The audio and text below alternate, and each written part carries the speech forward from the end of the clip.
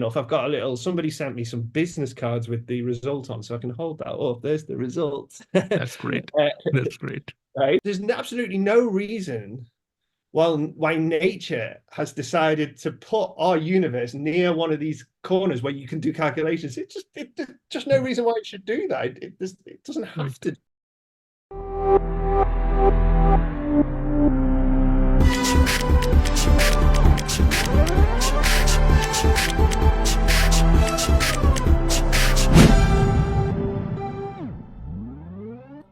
Okay, so welcome to the Phymaths podcast. Today, our guest is Dr. Antonio Padilla. He is a cosmologist at University of Nottingham, and many people know him for his very well-known videos on numberphile and 60 symbols. So, first of all, welcome to the podcast.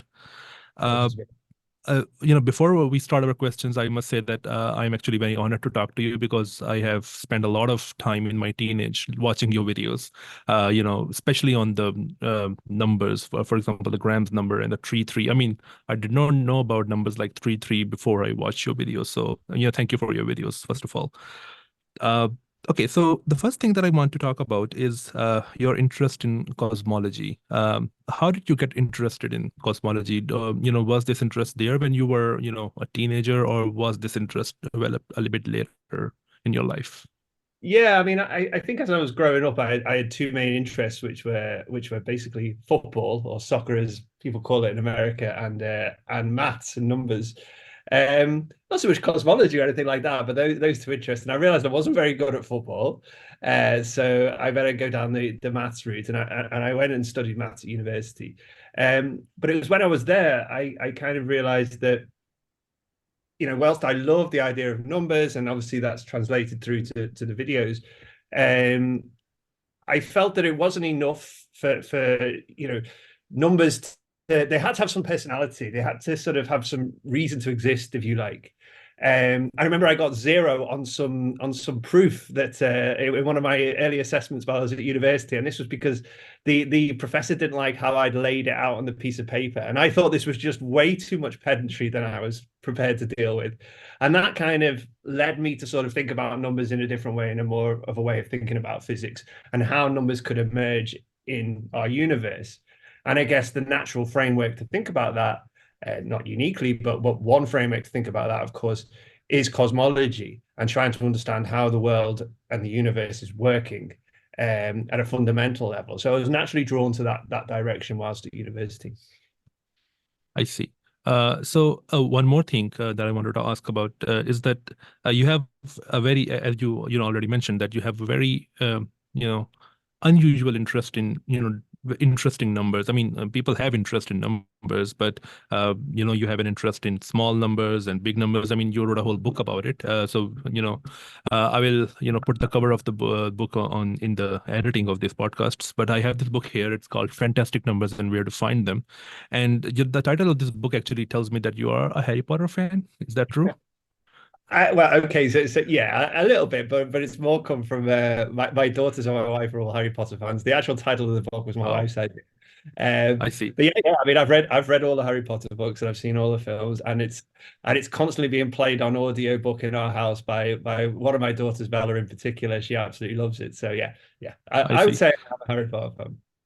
So in this book, you talk about big numbers, and some of these big numbers are the numbers that you have talked about on numberphile. For example, Googleplex, Grams number, and 3-3, and then you have these little numbers like 0, and the cosmological constant number 10 to the power negative 120, and then you talk about infinity.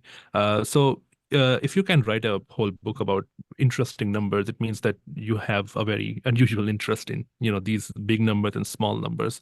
So this interest in big numbers and small numbers, as you mentioned before, that this was there when you were little, but did this interest grew as get to an older age, or did it just remained constant? So what do you say about that?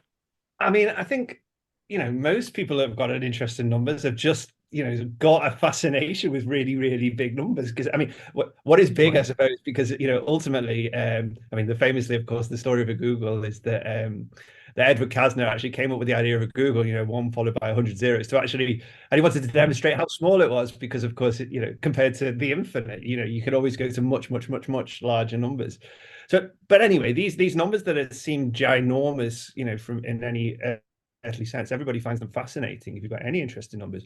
But for me, what really took off, I think, was when we started making the videos about them, because I didn't want to just make a video about a Google or a Googleplex or Graham's number and just talk about the mathematics of it, because whilst that's fascinating in its own right, for me, I wanted to sort of try to really think about, well, what can this mean for the physical world? What can this, if I've got this crazy number, how can I sort of picture it in our world? How can I make sense of it in our physical universe? And what kind of extreme things can that lead you to conclude? And that was really the thing that took off, I think.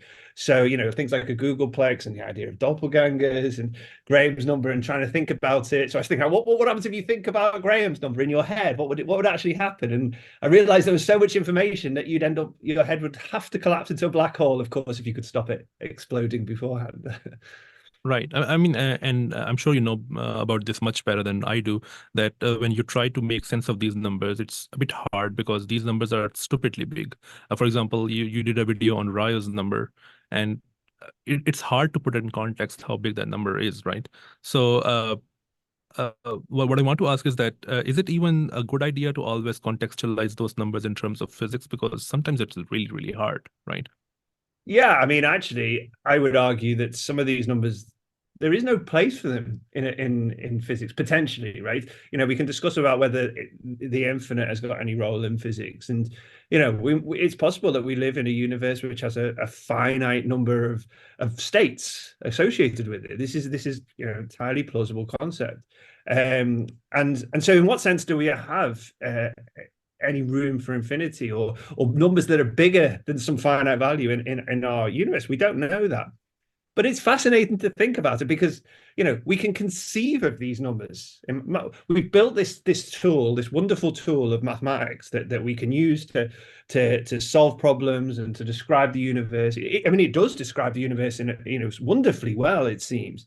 And yet it predicts these things, these gigantic numbers that maybe there's no place for in the universe. And that in itself is like a sort of, I would say, something philosophically very strange. Why have we've created this thing to describe the universe really well, and yet this thing also is maybe generating things that have no place in the universe. But these are interesting things to think about.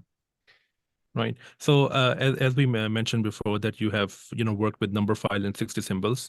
So one thing that I want to ask is that what's your procedure to make a video? And especially I want to talk about how do you get your ideas? Because some of the videos that you have done, those videos actually compelled me to think that how would someone come up with this particular idea? For example, there's this video of yours, a number that no one has thought of. I was like, that's a very, very unusual idea. How would someone come up with that sort of idea? So how do you come up with ideas for your videos? And when you get your ideas, then what's your procedure to make the video then? So there's no unique way, I would say. What I will say is invariably what happens is Brady, who makes the films, obviously, he sends an email saying he's going to be in Nottingham in like a week or something. And we're like, okay, does anybody want to make a video? So I'm like, okay, yeah, let's make a video. But then I start thinking about what I'm almost caught unawares, right? So I think, it'd be really good to make one. So then I just think about, well, is there anything I've been thinking about that I'd like to talk about? Yes or no? Or just sort of think about anything really. What would be cool to talk about? And then sometimes Brady will say, we'd like to do a big number, or we'd like to do this big number. That does happen sometimes, but the actual content of those, it's normally me thinking about how the same question. I've got this number. What could it mean in physics? What part of physics can this kind of turn upside down, right? That's kind of the way I think about it. Excuse me. So yeah, that's the process. I do prepare. I do spend quite a lot of time preparing. I have quite sort of detailed notes. I tend to sort of unload quite a lot of information on Brady, and then he cuts out bits. But he also has a habit of throwing in a curveball. He'll ask me a question about I hadn't thought about that. I hadn't thought of that angle, and it's almost happens every time we make a video. He'll do that. He's got a real knack for doing that, and he's got a skill as well for bringing out the ideas in an accessible way. I mean, almost Right. certainly true that I would just overload and give too much, and he knows what to cut out and what to leave in. So you're saying that you just think from the top of your head that what are you thinking about? So it's not like you have an idea list that you just keep with yourself and you say that, okay, whenever he will come, I will just pick up one of these ideas. It's not like that. I do a bit. I do have an ideas list, but it's not like it's irregular, and I won't necessarily use it. I can be taken over on a whim. If I get Hmm. the moment I get the message from Brady that he's coming, I might just think, oh yeah, what else could I do? Or there might be something happening like, I don't know, Pi Day or Halloween, or something significant, and it's just natural to sort of use that as a hook. I see. So if I ask you, it can be a hard question, but if I ask you that, what is your most favorite video of yours that you have ever made? That's a good I one. mean, and that includes number file and 60 symbols. Okay, I know. I think I know the answer. I think I know the answer to Okay. this. It's the case of string theory. I really like that video. Okay. I will talk Yeah. about that later, but okay, Okay. Yeah. that's I great. mean, the reason is I just think it really sort of gets across my own perspective on the state of fundamental physics and why I think string theory is very likely the way forward.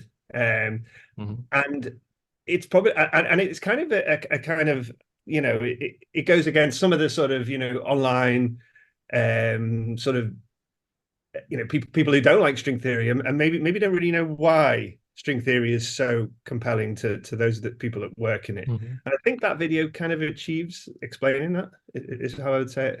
Right. I mean, we will talk about this. I mean, I have some questions about this very thing later.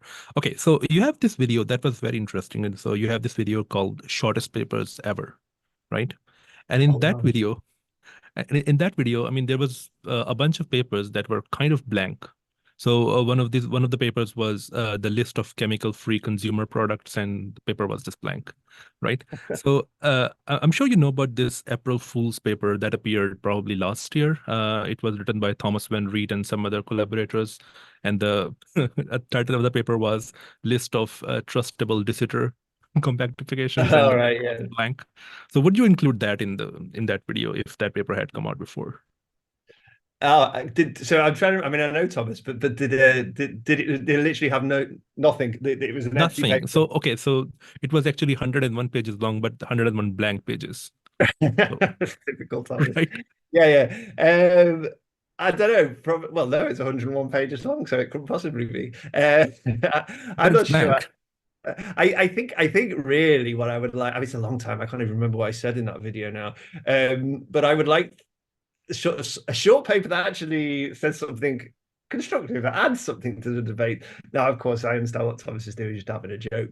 But I guess, yeah, I would focus on those that are actually adding that. It's a short paper, but it's a short paper that's doing something spectacular, right? That would be Right. really, those are the most interesting ones. Okay. I mean, you had this paper that disproved the Euler conjecture. I think that may be one of the Right, papers that had exactly. a lot of impact. Yeah. Okay, so there's one thing. So many people, especially the academics, before they are doing popular science, there are some things that they don't know that they will be doing when they will do popular science, or there are some lessons that they learn after doing popular science. So, were there some things that you did not know about before doing popular science that you learned while you were doing popular science? For example, um, there are some ways in which you can tell things that resonates with the non-expert audience much better than other ways, for example. Oh, no doubt. And I would add that to writing a book as well. I think, you write a second book, Hmm. you would do things differently again. Yeah, I think it's one thing and this is something that the Brady actually said to me. He said that he he finds that when you do a video, for example, and you're talking about something that is very close to your heart, that you're extremely expert on, compared to something where you maybe less so, it tends to be the ones where you're less so that you actually do a better job. And it's because I think that when you're talking about something that's very much your field, you go into almost seminar mode where you're like, you're inclined to you want to cross every T and dot every I and make sure there's absolutely no Hmm. gaps, so that that academic in the audience isn't going to attack you at this point, right? You get into that mode, that is useless for a popular science Yeah. production. You cannot do that. And you're much more likely to do it if you're talking about something you're more expert on. So in some sense, it's actually better to make content on stuff which you're maybe not super expert on. You've got some expertise, but it's not your niche. And I think that's perhaps why numberphile videos work quite well for me, because I enjoy mathematics and I like thinking about numbers, but ultimately I am a cosmologist. So I'm not a number theorist, for example, right? That's not my trade, but I can talk about them in a way that is accessible, in a way that maybe a number theorist would struggle, but a number theorist might do a better job of talking about cosmology. Who knows, right? And I think that's an important balancing act. And I think that's probably the biggest lesson is knowing, seeing the overcomplication and avoiding going down that route. I think I think that's the thing I've learned most. Also, having a thick skin. You have to have a bit of a thick skin, especially with YouTube comments.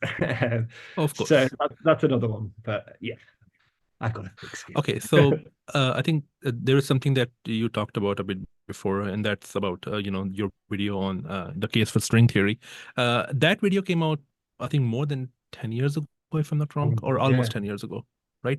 So after that video, I mean, in the recent times, I'm sure you know about this, that there is a lot of organized misinformation about string theory on the internet, right?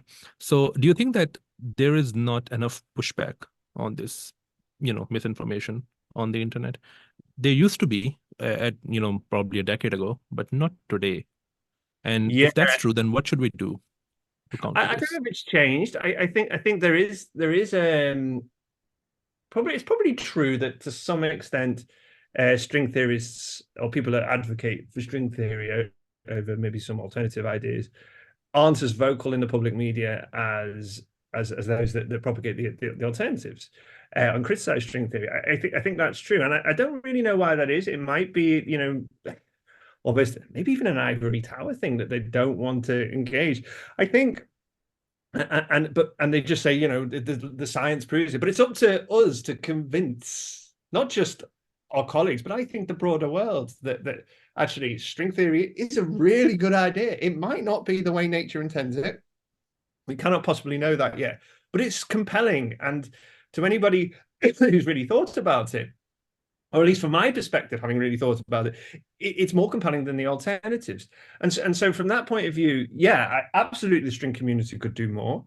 I guess it's, ultimately though, it's also true that it's not for everybody to sort of, some people are great researchers and they focus on that and they make great contributions, but then when it comes to sort of engaging with the broader public, they're just not going to be very good at it.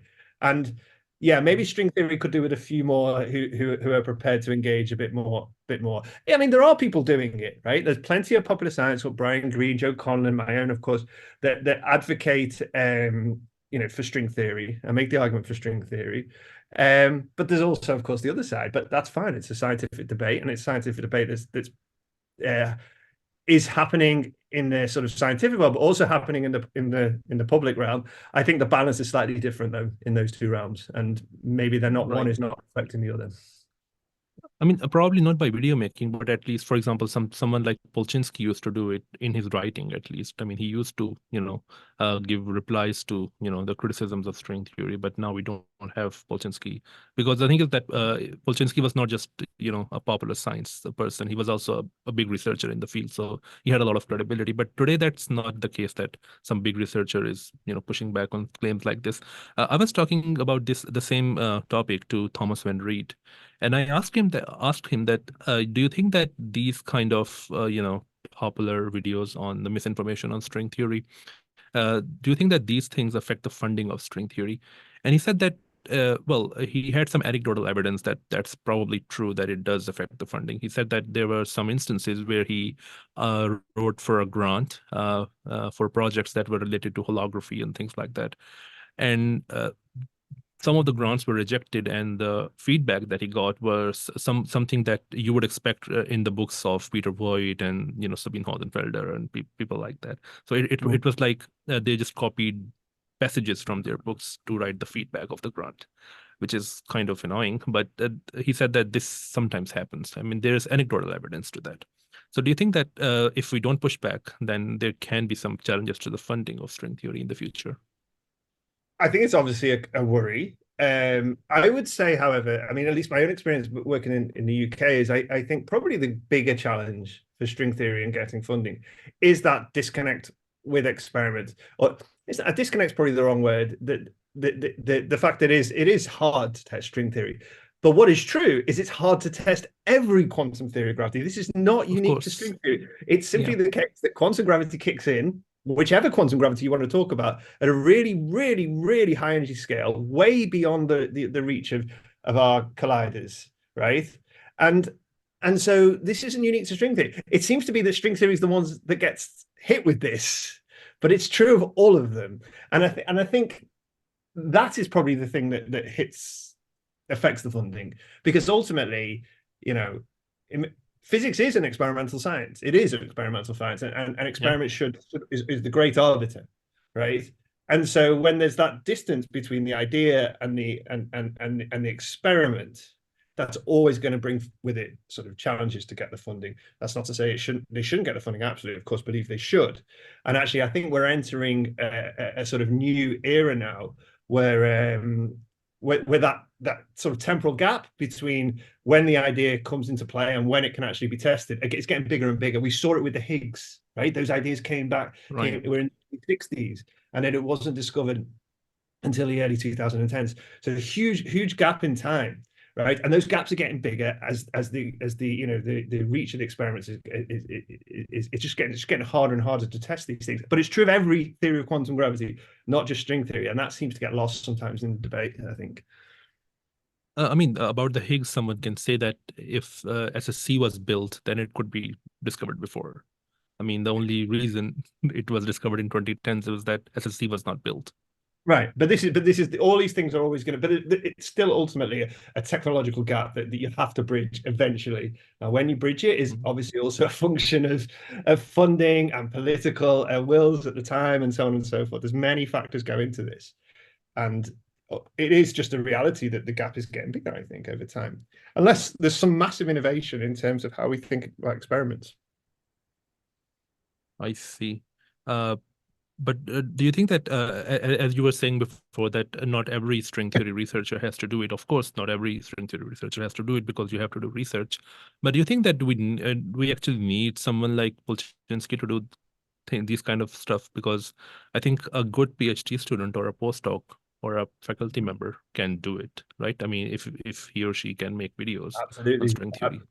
Absolutely. I mean, look, I guess, of course, someone like Polchinski would have added the gravitas to what they're saying, because this guy was, as you say, as you rightly said, an absolute legend in the field from a research perspective as well. So obviously that's great when that happens, but I don't think so. I think it's enough that to have people who are very good communicators that understand the physics. They might not be Polchinski when it comes to developing the physics, but they understand the physics so powerfully that they can, and they can convey it in a way that's accessible. That's what's so important. I think that it can be PhD students, it can be postdocs. It doesn't even have to be a professional science. It's better if it is a professional science, but it doesn't even have to be. Just somebody who can explain it and understands it and understands the differences and understands why string theory is so compelling, and then takes that to the public. It doesn't matter who the messenger is, as long as the message is delivered, really well. Right. So, I've talked to some string theorists, and they say one thing, and probably they are not entirely wrong about this. They say that the current, current campaign of misinformation about string theory is kind of a backlash to, the popularization of string theory in the early 2000s, because they say that they did overpromise, and therefore this is like a backlash to that, utopian promises about string theory. So do you think that this is true? I think it probably is true. I think there's I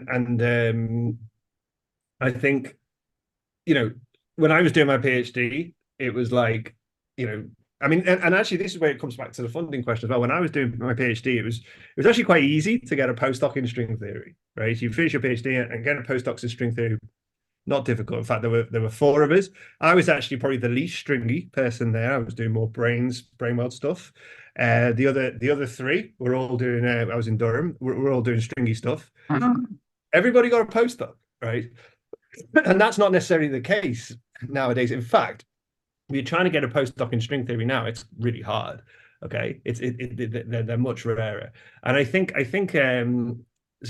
yeah, so that was an era where there was so much excitement. We just had the second string revolution, again triggered by Polchinski, discovery of D-branes and all that sort of stuff.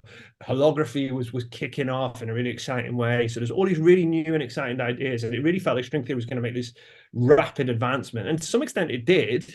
It just ultimately, when you then translate that into sort of selling it to the public and trying to get the public excited about the idea, perhaps some things were promised that were never that haven't transpired, and that's been 20 years now. And it's just hard. This is hard physics, and this is the reality. It still, in my opinion, remains by far the best candidate for a quantum theory of gravity. But yeah, I mean, I think it's probably, as much as anything else, I think it's to do with the skill of some of those proponents that propose other sort of advocates for other ideas about quantum gravity. I think they're particularly skilled at sharing their ideas with the public, and that's why it gathers momentum. There's also something about the idea that you support the underdog. Right. I mean, I'm British, right? There's this old British thing that you support the underdog. When you always want a little guy to win, and in some sense, there's that. And if string theory is this big dominant behemoth that all the best scientists, well, not wrong to say all of them, but some of the greatest scientists in the world are really sort of pushing for, and then everything else feels like an underdog, and the public will naturally side with the underdog. I think that's kind of inevitable to some extent. I think that's kind of true, because I've seen a lot of people rooting for MOND when dark matter is the dominant thing, right? You said something about getting postdocs in string theory, and you said that it's getting harder, which is true. But don't you think that this is true for all high energy physics, all theoretical high energy physics, not just string theory? It probably is true. I mean, there's many sort of global factors, like there's clearly a funding squeeze on science. A lot of the money within sort of let's say these broader areas of physics is perhaps going where it was going into things like string theory or like you say fundamental physics. Maybe now it's getting pushed towards gravitational waves, and it's right that money is getting pushed into gravitational waves. Of course, we've now got a window onto physics that we never had before, so it's totally understandable that money's getting pushed in that direction. So I think yeah, it's true. I think it is. I mean, I feel for the younger people now trying to get postdocs is definitely harder than it was 20 years ago. No doubt about it. There's one recent event that I want to talk about. I mean, if you want to talk about that, we can. I got a bit disappointed with the recent news that someone like Shamit Kachru left the field. So what do you think about that? What kind of message does it give to young researchers, that is it worth doing research in this field or not? I think of course it is. I mean, ultimately, for me, it's like we were trying to understand how the universe works. What is it that underpins it? It might be string theory, maybe it's something else. And it's easy to sort of think that we've tried everything, but ultimately, you always get to a point where if you haven't tried everything, because there are answers to questions that we have, we just don't know them yet, right? And you can look back throughout history, and there are all these situations. Like, of course, at the turn of the from the 19th to the 20th century, when Lord Kelvin was going around saying physics is done, we're done with physics, we know everything, and then along came relativity and quantum mechanics. I mean, they couldn't have been further away from the truth, right? And this is, I think, that ultimately, let's take string theory as an example, right? I do think there needs to be a third string revolution. I think this has to happen, but there's going to be somebody out there. Maybe they're a grad student at the moment. Maybe they're even younger than that. Who knows, right? Somebody out there who's going to trigger this revolution. Maybe understand what the string theory non-perturbatively, understand the nature of M theory. But there is lessons to be learned, and whilst those lessons, whilst those questions remain, I think, of course, these are things that are worth considering. Right, but what about Kachru? Do you think that people are some professors told me that you are reading too much into this news, that he left the field because he just left the field for more money, not because he thinks that string theory is wrong. So do you think that if somebody is disappointed because of this news, then he or she is reading too much into the news? Yeah, I mean, I think it's an individual choice, right? I mean, I have Mhm. no doubt there are many, many very, very smart people that could have gone on to become great theoretical physicists who chose to take a path into finance, for example, and are now, Yeah, enjoying their wealth, right? And that's their choice, and that doesn't mean that the questions are not important, and that those that are willing to stick it out and think about those things, you know, shouldn't. I think they should. Everybody has their individual choice about what they do with their lives, and for me, it's Cashew made that choice, and that's absolutely his prerogative. And right, right. and for me, I don't think anybody should be disillusioned by that. That's his choice, right? If you want to go and work Yeah, yeah. if you finish graduate school and you want to go and work in a bank, then fine, that's fine. You do that, right? Or you could take your chance with physics and see if you can really make, an incredible inroads, because there are questions to be answered. Yeah, I mean, of course, that's his choice, but a lot of people were saying that this is because he thinks that string theory is not right. That's why he left the field. But do you think that that's not true? Because I don't think that's true, that he left the field because he thinks string theory is wrong or particle I physics think, is not going anywhere. who knows what I can't speak for his mind. I mean, look, Okay. Asher is a fantastic physicist who wrote some really, really, really interesting papers, great insight. Hmm. Um, who knows? Maybe he felt he'd given as much as he could give. That happens too, right? You have the energy of youth, and then you realize that maybe it's time to pass the baton over to the next generation. It could be that. There's a million reasons why he could have chosen to do what he did. Right. Okay. So now here's a question that I want really look forward to asking you. So, what are your views on getting de Sitter from string theory? I mean, you just published a paper on getting de Sitter. I mean, the order de Sitter. But do you think that there is some corner of the string landscape where is de Sitter hiding there, or do you think that that's not going to happen? So I'm interested. You've talked to Thomas about, probably on the same. Probably asked him Mhm. the same question, right? I'm interested in what his answer He, was. he will probably comment on this podcast, I'm sure. Let's see. Thomas comments a lot. Okay, so what do I think? Okay, so here's we also wrote a paper a couple of years ago with the Bologna group, um, about sort of getting quintessence within string theory. And so here's the situation, right? We observationally, it's got to be one of the two, right? There's got to either we have, we're in some sort of approaching some de Sitter vacuum with positive cosmological constant, or it's some field, there's some field responsible for dark energy, and the best model for that is, of course, some sort of rolling scalar field, in slow roll, like some quintessence field. Now, so you're really going to go with one or the other, I would say. Maybe there are other ideas, but those are the sort of the two mainstream ones. Okay, so people talk about, you can't get de Sitter space from string theory, or let's be a bit more precise about it. You can't get it from perturbative string theory. In regimes where you think you have trust in your calculations. So we asked the same question about quintessence. Okay, can you do quintessence then? If it's not going to be de Sitter, then it better be quintessence, right, to match observation. But actually, what we found in our paper was that actually quintessence is just as hard, if not harder, actually. And the reason is the quintessence field can do loads of things that a vacuum energy can't do. So you think about de Sitter space, this is like the energy of empty space, right? And the vacuum energy of the universe. But a quintessence field is something much more dynamic, much more vibrant, and it can couple to matter, and it can give rise to fifth forces, and it can do all sorts of things that you don't want it to do. So actually, the constraints, it's actually much even harder to get quintessence. So now you have this conundrum, right? You have these swampland conjectures that people talk about, which say you can't have de Sitter, essentially. But at the same time, really, they're saying you can't have quintessence either, right? They're making life just as hard, if not harder, for quintessence. But we see, we look at observations and we see that the universe is accelerating. There's something's causing it. So does that mean string theory is wrong? Well, no, because I would say two things to that. I would say, number one, we need to better understand the constraints on string theory that say that we can't have de Sitter or we can't have quintessence, right? A lot of these questions involve back reaction, and it's just a breakdown of the calculational prescription, right? And maybe we just need to get a better handle on that. The other possibility, of course, is that actually the nature of our universe is not coming from this corner of string theory where we know how to do calculations. We think about string theory, it's a very complicated theory, but there's a regime in which you can calculate.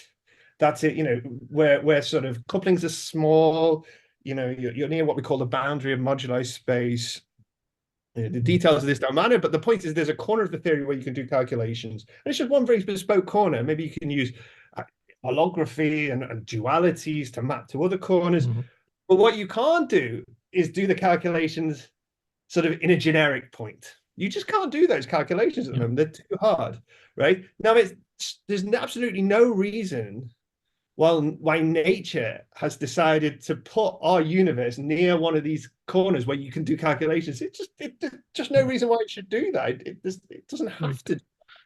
So in all likelihood, what we should be doing, it could be that the vacuum of our universe, say, is really a solution, far away from that region in the interior moduli space where couplings might be larger, just where you don't know how to do the calculations yet, and where maybe you need a full understanding of M theory or a non-perturbative understanding of string theory to do those calculations. And it may be there that our de Sitter universe can be understood, or it may be there that a quintessence can be understood.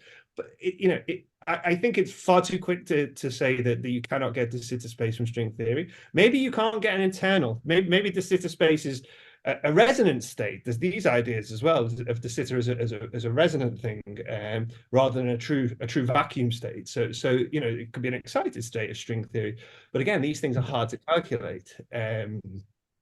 So I think it's way too early. I think really we just need a much deeper understanding of string theory to really properly answer these questions. Right. I was coming to this thing, but you mentioned it already. Said that de Sitter can be an excited state. It doesn't need to be the vacuum state, because I've seen a lot of people. They just don't give up this idea that de Sitter has to be the vacuum. I don't know why, but do you know why this is the case? It's just aesthetics or something else? I don't know. I guess you like to think of this idea as, normally when you do physics, you think about find the vacuum, and then you do fluctuations about the vacuum to try to describe. That's what you do, right? This is generally physics is normally perturbation. 99% of physics is perturbation theory, and that's the fluctuations about the vacuum. A particle is just a little oscillation about the vacuum. But the vacuum, figuring out the vacuum itself, I guess that's the hard part, right? But actually, I think people are open to the idea of de Sitter being an excited state, and of course, you can do fluctuations about an excited state as well. By the way, that's still it's something to think about. There was a paper last week which was 140 pages long on exactly this topic by the group in McGill, about talking about what I think the title is "What if string theory is an excited state" or something like that. What if de Sitter I think I saw that paper. String theory, something along those lines. And they were thinking about exactly this point. I started looking at it, but it's 140 pages long. I haven't absorbed it properly yet. But I think it's a very interesting idea. I don't know if that paper is, how much progress it's made. As I said, I haven't read it, in full yet, just glanced at it. So while we are at it, what are your views on the recent results from the DESI that dark energy, that cosmological constant is actually evolving? Do you think that can have some effect on the studies of de Sitter in string theory? No. Well, again, I come back to the so in terms of from a stringy perspective, I don't think it changes the playing field very, very much at all, because actually getting these rolling fields that, as I described before, is just as hard. Rolling fields that are sufficiently close to the observational bounds is just as hard as getting de Sitter vacua from string theory. You're not really gaining anything from that point of view, I think. As I said, getting quintessence is just as hard as getting de Sitter. So, but what I will say is that as regards DESI, talking to my colleagues here, I was actually away when the announcement was made, but talking to the colleagues here, the general feeling is that that it's too early. It's way too early to sort of make a clear judgment on this. Ultimately, a cosmological constant is still, so if you ask what is the equation of state, but you don't worry about the evolution of the equation of state, so you don't add an extra parameter, then absolutely, you're absolutely right, bang on a cosmological constant, right? This fits it beautifully. You do this parameterization where you allow for some evolution of the equation of state of dark energy, and then you sort of get preference for something slightly different. Okay, interesting, certainly interesting, but I think it's very early, and I think it's a very interesting direction, no doubt about it. But I think it's too early to sort of say we absolutely need to go for a field which reproduces that. I think it's too soon for that. But from a string theory model building perspective, I don't think life's got either harder or easier as a result of the DESI results. So do you think that I was actually thinking along the lines that there may be some assumption that that we are making in these models that we can just drop now because of these results. But do you think that there is no assumption like that? No, you mean from a stringy point? No, I don't think it helps. I think it's still got to be, pretty slowly rolling.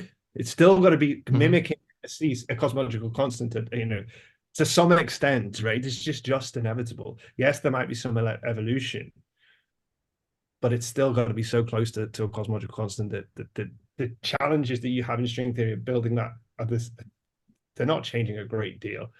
The only thing I will say about thinking about quintessence in string theory rather than a cosmological constant is that, so when you think about when we think about the accelerating universe, we've had two phases of acceleration, in our cosmic history. We had the one we see today and the one we saw in the very early universe that, from which all the structure of the universe emerged, right? Inflation. People talk about inflation when the universe initially got very big.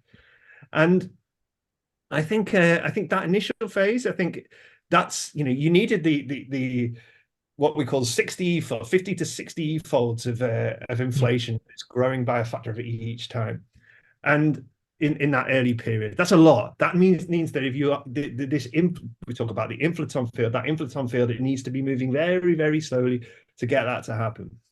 Now, for the dark energy that we see today, the acceleration that we see today, what's different about it is we don't need 60 E-folds. We only need 1 E-fold of inflation, right? Right, and that sounds a bit easier, and that's the one sort of thing you might cling on to. You don't actually have to work as hard to describe dark energy as you might do inflation. I guess the big difference is that the scales are very different. Dark energy is having a much lower scale to inflation, and so that in itself brings other problems. But I think that's the one thing I would cling on to that says that maybe you could take advantage of in trying to understand dark energy in string theory. I have one more question regarding this particular topic, and then we can move on to the next topic. What do you feel about anthropic reasoning for cosmological constant? I'm okay with it. I would say I've worked a lot on the cosmological constant problem, trying to understand why the vacuum, the vacuum energy density of the universe is so much less than what we expect from theory. And what I would say is that anthropic reasoning, of course, the idea that if the vacuum energy were much larger, stars and planets would never have formed, and life would never have evolved like us to sort of ask these difficult questions. Yeah, I think it's a very interesting idea. I think it's too early to give up on other explanations, I would say. I think, I'm open to anthropics, but then to some extent, anthropics also suffer from trying to understand the nature of the landscape. Anthropics requires a lot. You need to forget anthropics to work. You need two things, right? Well, you need many things, but two things in particular. You need a landscape of possible universes, landscape of possible vacua in your universe, solutions of your universe, right? Like ones with different vacuum energy, say, different cosmological constants. You need this landscape, but you also need a way to scan through the landscape. You need to be able to jump from one solution to another. There needs to be a way to do that. perhaps it's quantum mechanical. That's fine. You could have bubble nucleation and jump from what, have a bubble of one universe appearing in another. That's absolutely fine. But you need that mechanism. You need to be able to get through the landscape. And actually, of course, that landscape has also got to include the what we observe as well. So there's many things that you have to think about, and that in itself brings sort of constraints on the idea. And do we have an understanding of what the shape of the landscape is? Well, we can come up with toy models and we can say interesting things, but already within string theory, the question you've asked about de Sitter vacua already means we don't really have much of an understanding what the landscape of string theory really looks like. We certainly don't, there's some areas of the landscape which are more densely populated. What's the measure in the landscape? How do we decide, is it even possible to go from one vacuum to another? Do we know these things? There's so much about, are there de Sitter vacua in the landscape? We don't really know that. I mean, I think there probably are, but and what's the nature of them? What happens? Can you move around it? We don't know any of these things. So there's a lot of you're pinning your hopes on a lot of extra ideas. So if we can come up with a nice, low energy, effective field theory that makes sense, that everybody can get on board with, that can explain something like the cosmological constant, the size of the vacuum energy in our universe, or can explain the mass of the Higgs, then I think that would be compelling and is still something worth looking for. That's not to say that at some stage when we do have this better understanding about the landscape of, say, string theory, and then we can really start to apply the anthropic arguments with a bit more confidence, then that I'm open to that. But I think both research directions are well worth pursuing at the moment. Right. Okay. So one of your, I think your most cited paper, correct me if I'm wrong, is on modified gravity, right? So do you think that the research on modified gravity now is fruitful? And that's one question. And the second question is that, what do you think about modified Newtonian dynamics, which is MOND? Do you think that that's fruitful? Yes, I would put modified gravity into well, there's actually more camps actually, but I was going to say, why would you modify gravity? I think there are sort of perhaps, well, let's say 4 reasons why you would modify gravity. Reason number 1 is that for a fact that gravity needs to be modified. It has to, because Einstein's theory predicts its own demise. We know that it predicts the singularities in the center of black holes. We know that it's not a complete theory. So straight away, we know that we have to do something different with gravity at some scale, certainly at very short distances.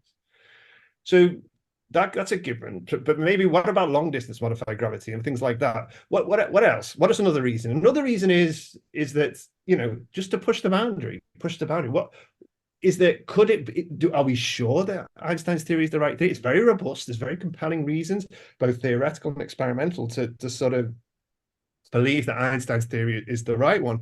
However, it still behooves us to sort of ask the question, what can I do to the theory, and what can that mean for experiments? So, for example, we're now probing strong gravity with gravitational waves, right? We have all these wonderful observations. So we're really getting an insight into the nature of gravity now, and absolutely we should be testing that. And so coming up with reasonable modified theories of gravity, which are consistent from a theoretical point of view, but which may offer different predictions which you can go and test using gravitational waves, I think that's an important endeavor too. And then the last 2 reasons, well, they come back to the thing you alluded to, which is dark matter and dark energy. Okay. Now, I think the case for modified gravity with dark matter is much weaker than for dark energy.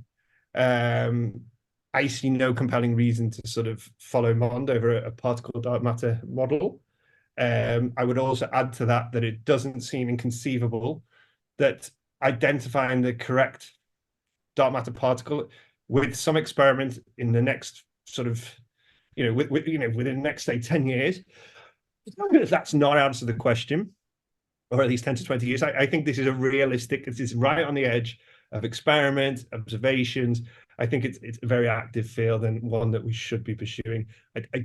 I'm not compelled to think that MOND is the way forward on that one. On the other hand, dark energy, I think, is a much more different beast. I think dark energy problem is a much more difficult one to understand. And I think it's worth asking about how can you modify gravity to address. There's kind of 2 things. Do you want to get the acceleration from modified gravity, or do you want to find a way to screen the cosmological constant to sort of to stop a large vacuum energy from gravitating and, solve the cosmological constant problem. That might be an interesting thing you could do. So this alludes to what I was saying earlier about an alternative to anthropic reasoning, for the cosmological constant problem. You can think about modifying gravity in the infrared in a consistent way, and it's very difficult to do consistently. Einstein's theory is very robust, and generally, the minute you start tweaking it, all hell can break loose. But do it in a consistent way that somehow says, right, you may have a very, very large vacuum energy, but because of the nature of my modification of gravity, it's not affecting the curvature of space-time. Okay, it's screening it in some way. And this is it's an infrared modification of gravity. It's a long distance modification of gravity. Now, of course, the minute you do that, you're doing quite a lot of violence to Einstein's theory on the larger scales. So you've got to figure out why you get sort of, something that's very close to Einstein's theory in the solar system. And then, you have to think about that. Can you do that consistently? And this is not always straightforward. So for me, I think it's still well worthwhile thinking about modified gravity from a dark energy perspective. I think there's still interesting things, and also the cosmological constant problem, but to do so in a way that is robust, that is respecting the rules of the game and what you do know. You can't just break Einstein's theory willy-nilly and expect everything to be fine. That just ain't going to happen. You're going to get instabilities. You're going to violate experiments elsewhere. You've got to do it in a way that's consistent. That makes it hard to do, but it's not impossible. And you can understand what no-go theorems are there and how you can break them, how you can get around them, and try and do things that are interesting. I think that's an interesting endeavor worth exploring. So I think there's many different ways to think about modified gravity, and some of them are better than others. Right. Okay, so actually, I wanted to talk about this topic more, but I think we can talk about it later because I think we're running out of time. So I just have some questions from the people that ask questions when I announce this podcast. So one question is that there are a lot of undergrads, especially in the South Asia, in Indian subcontinent, who think that if you don't have a publication in your undergrad, then you are never going to get an admission in US or UK. So there is a race for publications in the undergrad. So do you think that this is a good trend, or is it something that they should not do? So it's definitely not a good trend, because I would say more often than not, the quality of those publications are not going to be at the level that you would want. Mm-hmm. And that's not good for the community to be flooded with these papers. I understand the challenge. And I would say that look, from my point of view, I don't expect a new PhD student, to have ever written a paper, actually.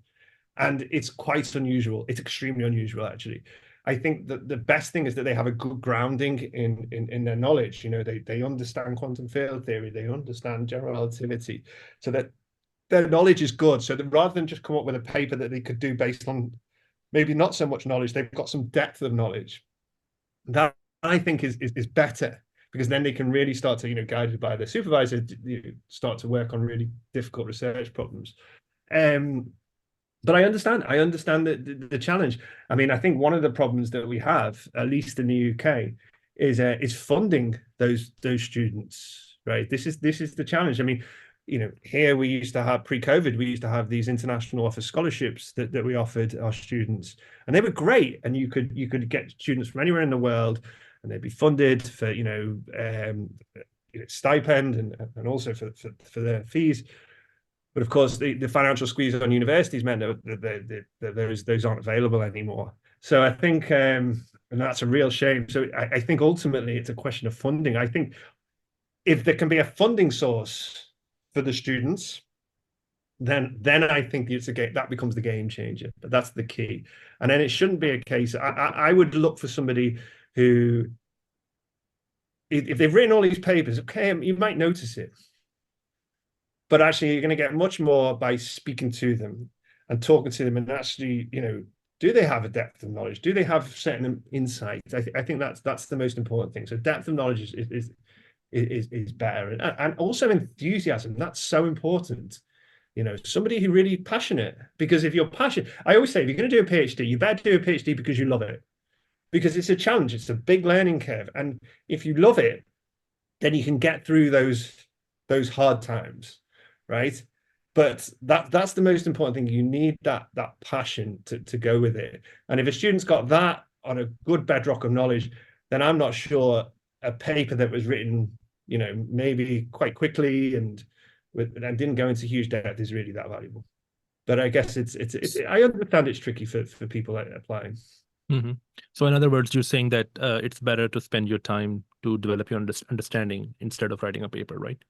I would say so.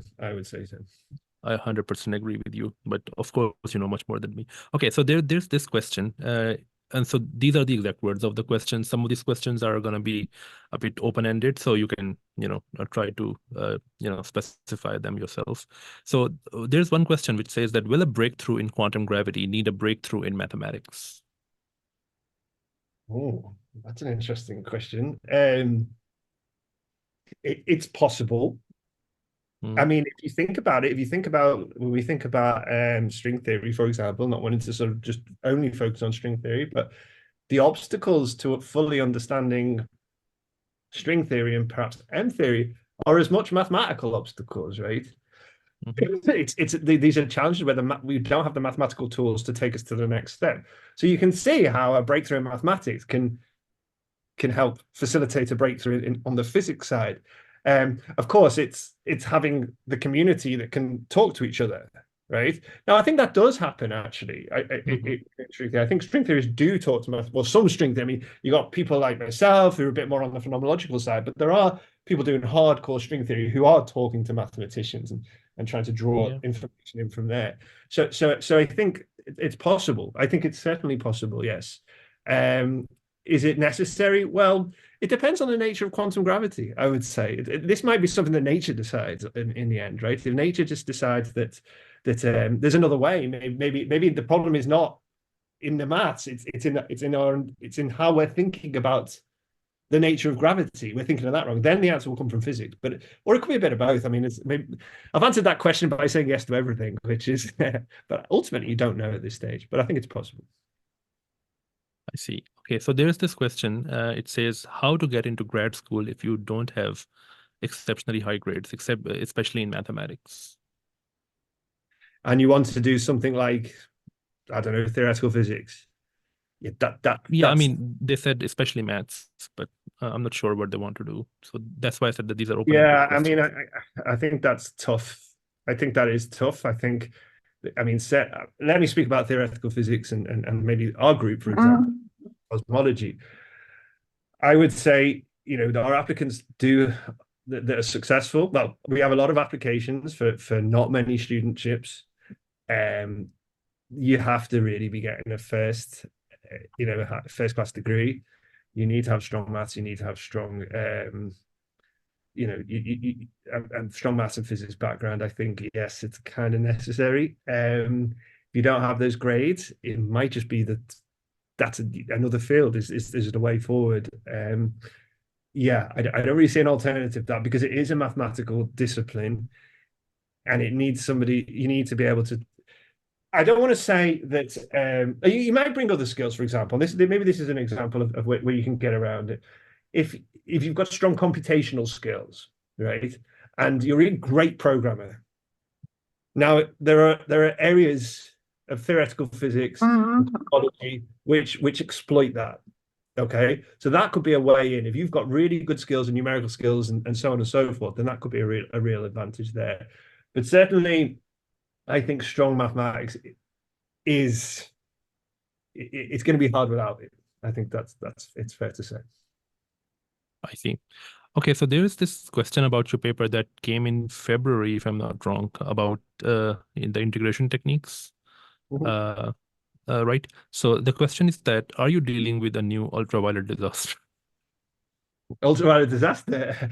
No, I mean, I think we're trying to tame the ultraviolet, right, to some extent. So the point of our paper, just for those that don't know, we were looking at the famous sum of the integers, positive integers, and the whole minus the 12th story, right? So we were looking at ways to regulate that sum.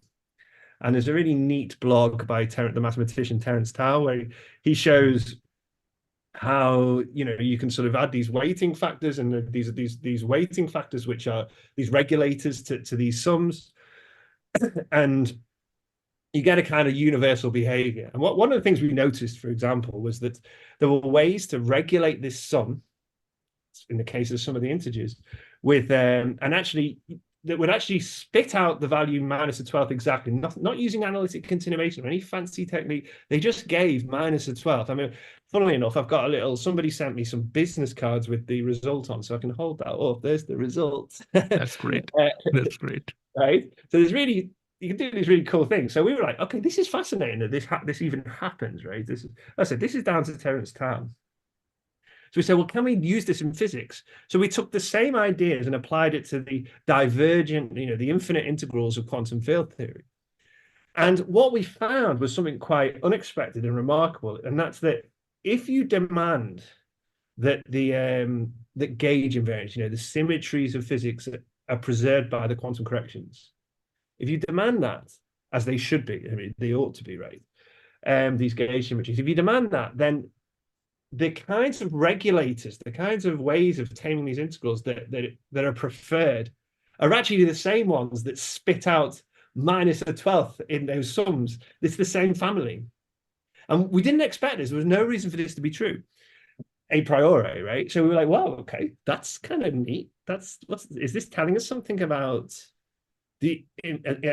how you should approach infinity, the nature of our approach towards high energies and infinity?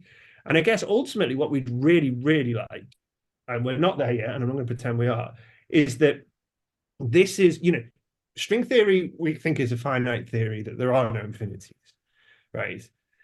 Now, how does string theory tame those potential infinities? What's it doing? What is it in string theory that's ensuring that it is finite? And is string theory, so what we'd like to show is that string theory is in some sense giving you these regulators.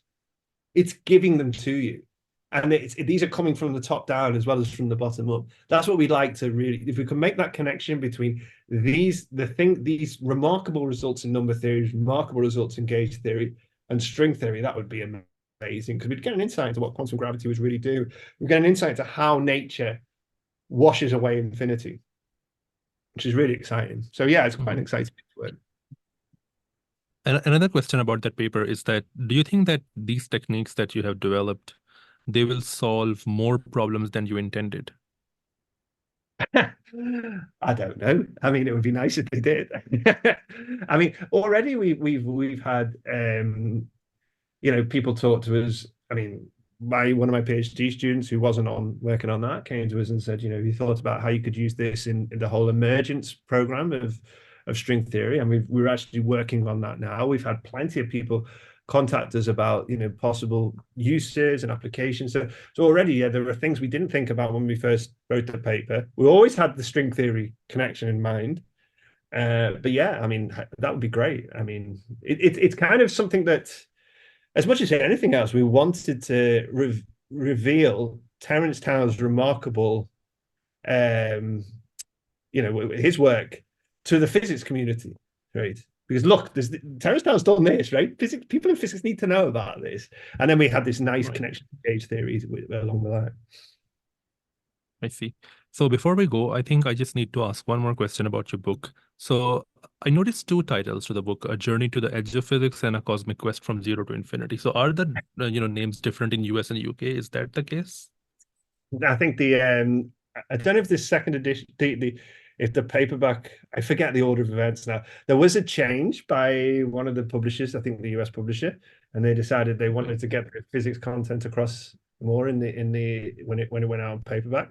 So that was nothing more exotic than that. So it means that above my pay grade. So it means that A Journey to the Edge of Physics is the US title. It was. I think the UK might have adopted it as well. Actually. Okay, I see. I think it probably has. It's probably a better way of saying it's the paperback title, I think. Oh, okay. That makes sense. Yeah. Okay, so I think I'm done with my questions. So thank you so much for your time, and I hope that we can talk sometime, in the future as well. It was a lot of fun. Thank you. Cheers. Cheers.